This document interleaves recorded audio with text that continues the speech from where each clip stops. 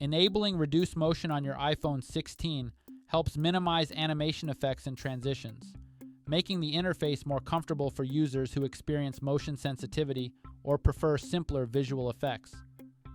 Here's how to access and manage this iPhone feature. First, navigate to the home screen by swiping up from the bottom of the current display. From the home screen, tap on the settings icon. In the settings menu, scroll down and tap on accessibility. Another menu opens, loading up all accessibility features of your iPhone. Scroll to the vision section and then tap motion to proceed. In the succeeding menu, find reduce motion. Finally, toggle the switch to turn the feature on or off. When the switch is on, it enables reduced animations and parallax effects. When it's off, it restores default motion effects.